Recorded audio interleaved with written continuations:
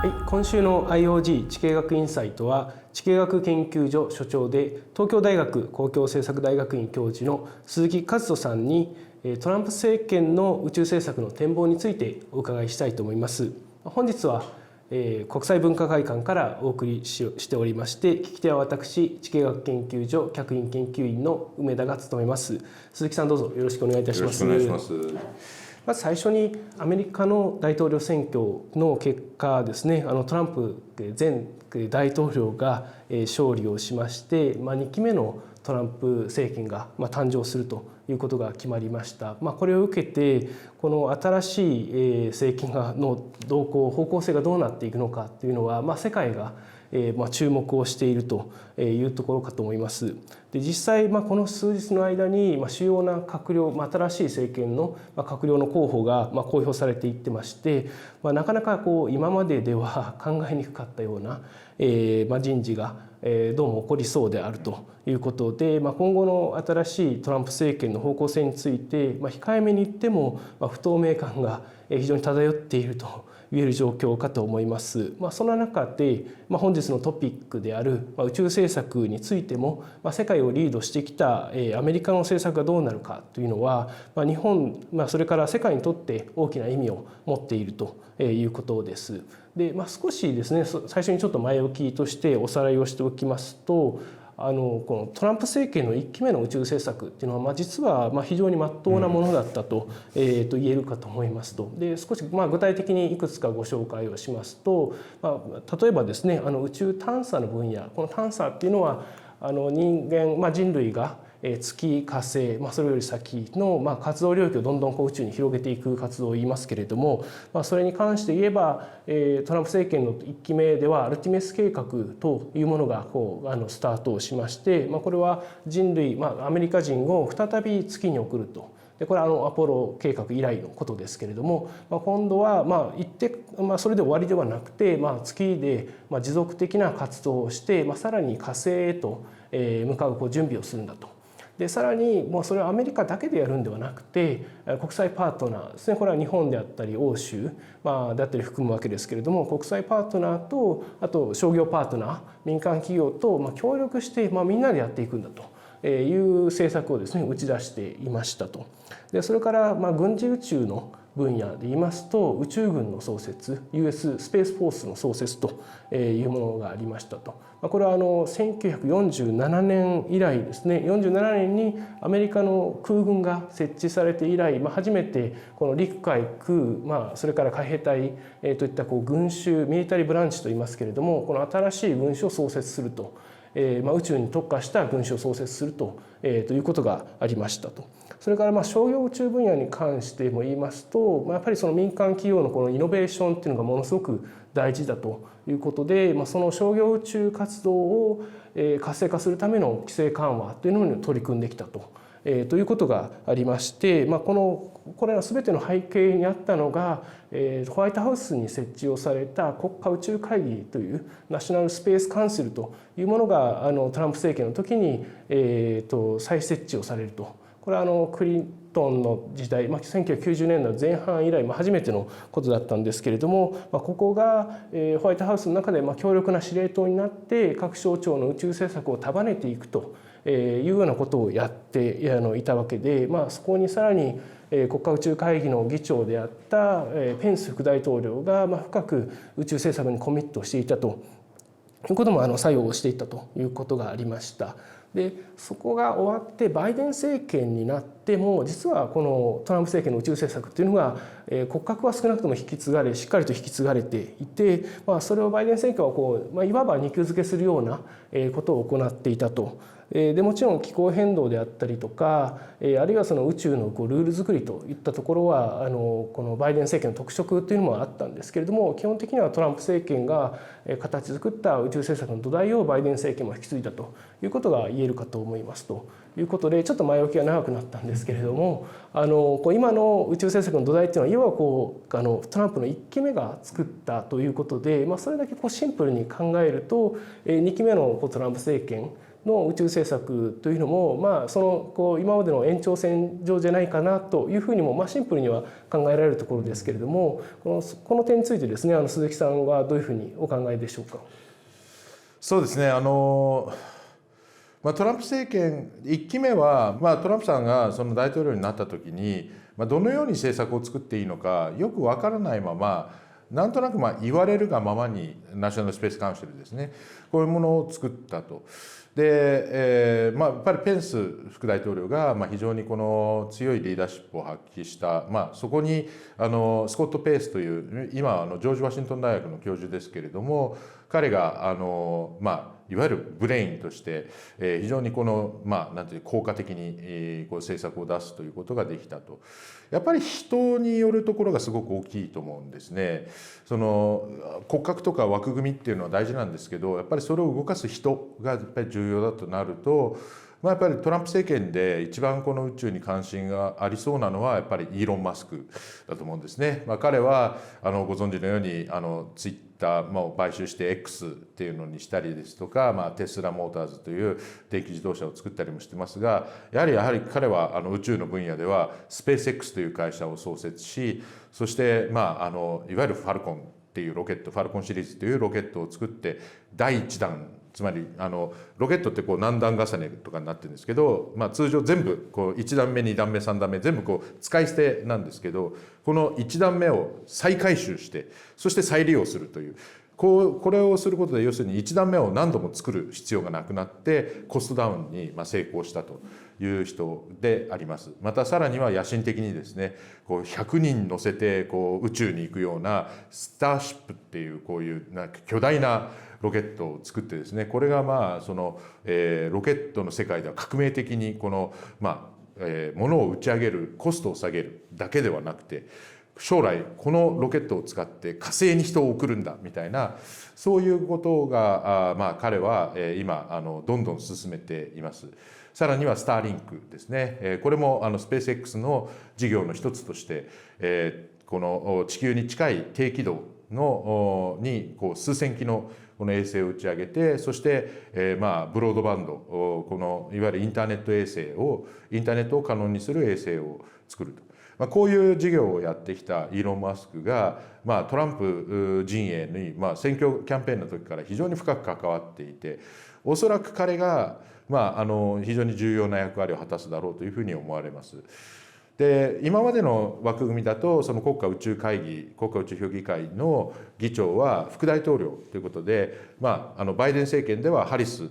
副大統領だったわけですけれども、ハリスさん、残念ながらそれほどなんて目覚ましいこの実績は出せなかった。で、おそらく J.D. バンス、今度政権に入る副大統領も、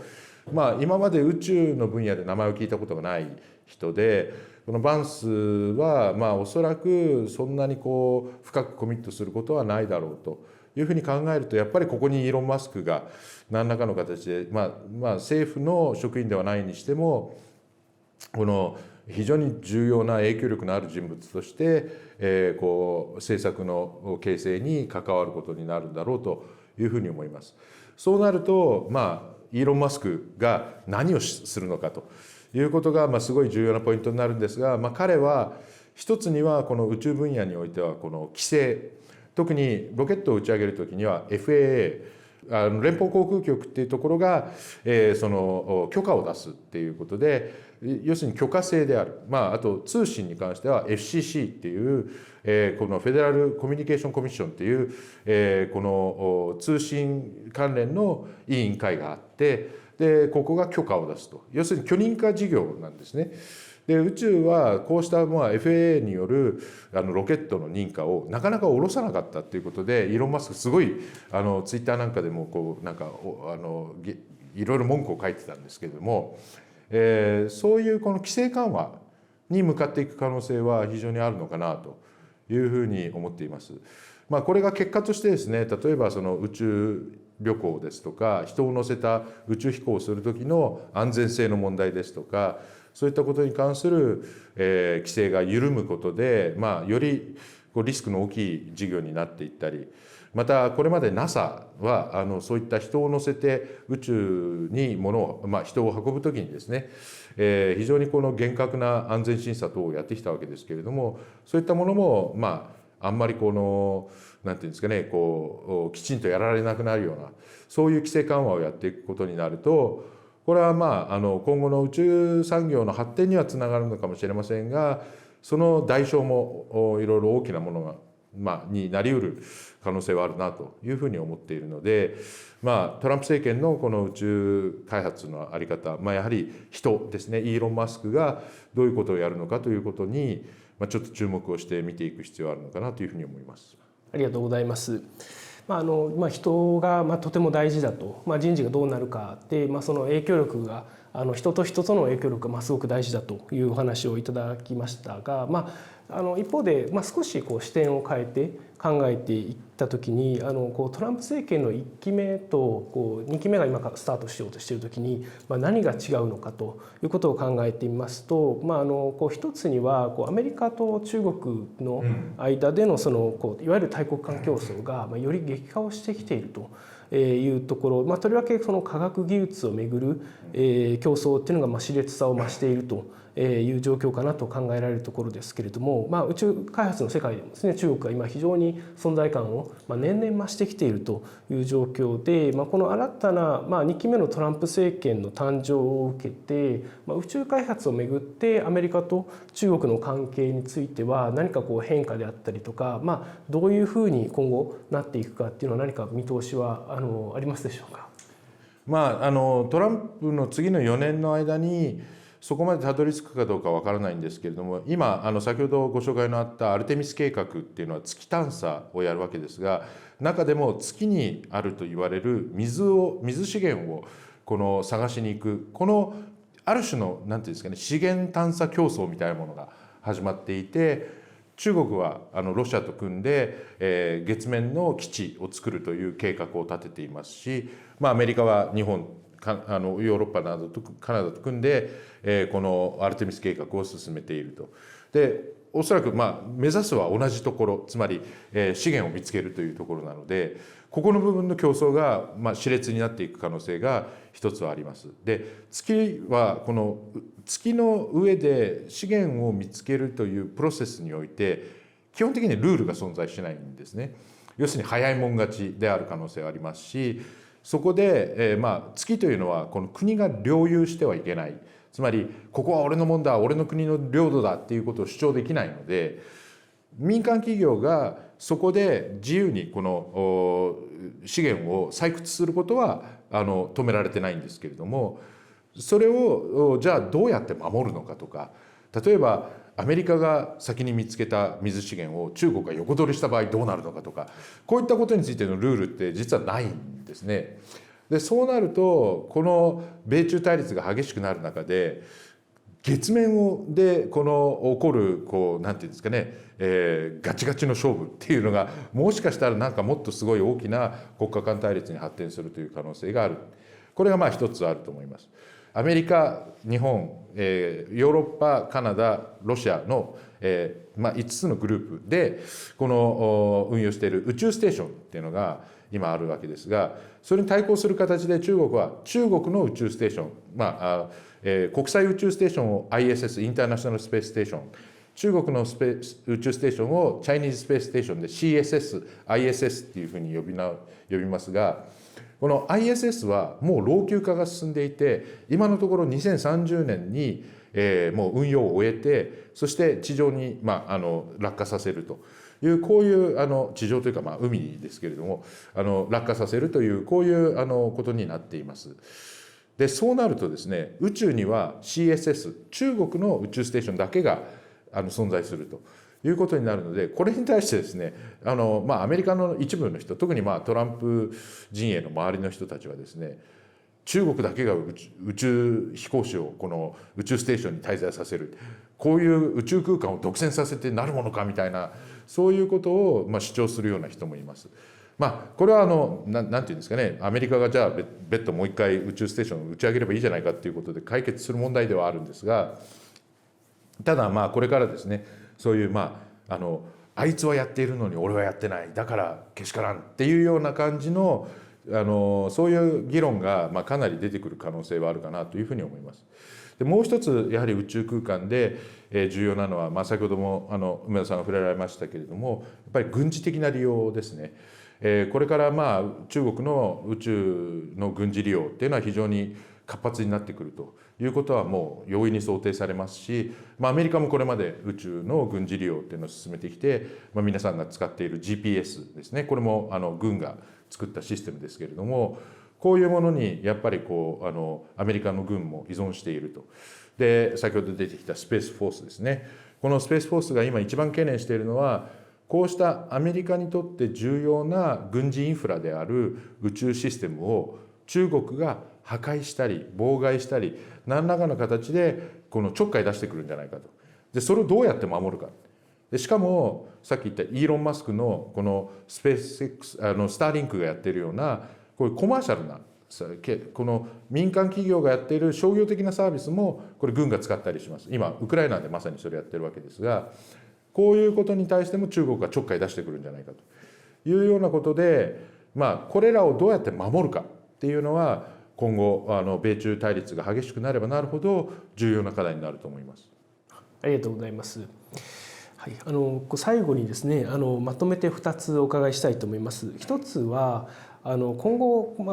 トランプ新政権の政権移行チームでどういう議論がなされているであったりとか、またその政府高官の人事に関するニュースっていうのが多分続々と出てくるなというふうに思うところですけれども、このトランプ新政権2期目のトランプ政権の宇宙政策がどうなっていくかっていうことを見る上で、鈴木さんが注目される点、どういうところかっていうのをちょっと教えていただきたいということが一つと、もう一つは日本政府であったり、日本の民間企業がその備えておくべきこと、考えておかないといけないことなどがもしあれば教えていただけますでしょうか。まず1点目なんですけれども、注目すべき点として見るのはまず、先ほど言ったイーロン・マスクがどういう役割を果たすかっていうのは重要ですし、そのJD バンスが副大統領としてこの国家宇宙評議会をどうやって回していくかとか、細かいそういう話はいろいろあるんですが、やはり一番の焦点になるのは NASA の長官人事だと思います。第1期目の時にはNASA の長官はブランデンシュタインという、下院議員だった人なんですけれども、非常になんていうんですかね、エネルギーのある、とてもなんていうんですかね、リーズナブルな人で、この、トランプ大統領、そういうペンス副大統領が進めるこのアルテミス計画、これを実現するために非常に尽力をした人で、そういう意味では、ブランデンシュタインというこの人がいたからこそここまでトランプ1期目の政権はうまくいったと言っても過言ではないと思います。逆にバイデン政権の NASA の長官はネルソンという人で元宇宙飛行士で、フロリダの上院議員だったんですけれども、このネルソンさんはやや古めのというか、ちょっとなんていうかもうおじいちゃんっていう感じの人で、ちょっとやっぱり時代としては1世代前の宇宙開発の英雄っていうか宇宙飛行士だったので、そういう意味ではちょっとなんというか時代が一つ後戻りしたかなっていう感じの雰囲気は多少あったかなというふうに思います。この辺は後でもネルソンの評価は梅田さんもちょうどアメリカにおられてネルソンの時の NASA をご覧になっているので、ちょっとその辺の感想も聞いてみたいところですが、ちょっとやっぱりそういう意味ではやや停滞気味な雰囲気があったので、今度本当にブランデンシュタインのようなエネルギーのある NASA 長官が来るのか、それともなんか違う人が来るのか、ちょっとこの辺の人事が実際のこのプログラムを運営していく NASA っていう組織をどう動かしていくのかということがこれからのトランプ第2期目のトランプ政権の宇宙開発にはすごく重要な役割を果たすだろうと思います。で、2つ目のその日本政府がっていう話なんですが、これも難しいとは思うんですけど、少なくともトランプ政権においてはやはり宇宙開発っていうのは非常に重要な、要するに、プライオリティの高い分野になると思います。で、アルテミス計画を推進することはもちろんそうだろうと思いますし、さらにこの新たなイニシアチブを取っていくかもしれない、軍事宇宙の分野においてもかなり、新たな投資をしていくということは、十分考えられるので、そういう意味ではそういったところにですね、日本の企業も参加できるような、そういうこの、したたかさというか、そういうところにチャンスを見出すっていうことは、大いにチャレンジしてもらいたいなっていうのは私の希望ですし、もう一つやっぱりそのスタートアップですね。今アメリカのこの宇宙産業もイーロン・マスクのスペース X っていうのはスタートアップにしちゃでかすぎるんですけど、一応あれもこうなんていうんですかね、民間企業としてこう育ってきた国のこのなんていうんですかね、こう国のプログラムとともに育ってきたわけではなくて、民間がこの投資をして作り上げた会社ではありますので、そういうこのスタートアップがこれからアメリカでもまだまだ活躍する場が出てくると思うんですけど、そういったところにもこう日本のスタートアップがこう参入する、例えばコンソーシアムを作って、アメリカのこう、プロジェクトにこの参入していくような、そういうことが見られるといいのかなというふうに思っています。日本政府はこれまで宇宙包括対話っていうのを日米の間でやってますので、こういった対話の枠組みを通じてですね、新しいトランプ政権ができても、継続して、このコミュニケートする、そのためにはやっぱり先ほど言った誰がっていうこの人ですね、ここがやっぱり重要になってくるので、この人との接点、これをきちんと持ってですね、正しい情報、きちんとそのなんていうんですかね、トランプ政権の雰囲気みたいなものを掴むことがやっぱり重要になってくるのかなと思います。鈴木さんありがとうございます。はい、先ほどご質問のあったネルソンの長官の話ですけど、私のものすごく主観的な印象としては、このバイデン政権時代のNASA っていうのをそのネルソン長官とパン・メルロイ副長官がうまく役割分担をしてたんじゃないかなという印象がありまして、つまり鈴木さんおっしゃったように、ネルソン長官自体は確かにご高齢の方ではあって、そのパーソナリティは確かにちょっと古めの方ではあるものの、他方でやはりもともと上院議員長く務められたということもあるので、議会の公聴会とか見てますと、質問してくる議員さんよりもむしろなんというか上手のやり取りをしているような、非常に対議会での強みを発揮しているっていう印象と、もう一つはやはりパム・メルロイ副長官にある程度役割分担をして任せてられたこともあって、そのパム・メルロイさんはもともとNASA の宇宙飛行士、同じく宇宙飛行士であったものの、DARPA であったりとか、FAA であったりとか、いろんな経験をされているので、あるいは国際パートナーとも非常に付き合いが深い方で、そこら辺との新しい一緒に物事を進めていくっていう上では、やっぱりパン・メルロイ副長官がいろんなステークホルダーとやり取りをして、信頼関係を築いていくということで、うまく役割分担をしていったと。でバイデンさん長官ほど確かにかなりグイグイNASA を引っ張っていくということだったんですが、そういう形でバイデン政権の場合はやや何と言いますか、調和的な形で進めていたというのが印象としてはあるかなというところです。そうですね。だからメルロイみたいな人がうまくさばきながら、でもやっぱりエンジンをかけるというか、やっぱり前に進むぞっていうリーダーシップを取るような人がトランプ政権に出てくるとですね、より話は前に進みやすくなるし、日本としても付き合いやすくなるのかなという気がしますけどね。ありがとうございます。それでは本日の IOG 地形学インサイトは以上となります。この YouTube チャンネルにて定期的に配信を行っていきますので、高評価、チャンネル登録をよろしくお願いいたします。それではご視聴ありがとうございました。ありがとうございました。選挙制度のせいで、トランプが勝ったとかそういうことではなく、もう実際にアメリカ国民がこのトランプ支持の方が上回ったというこの結果なんだと思うんですね。でなんでそうなったかっていう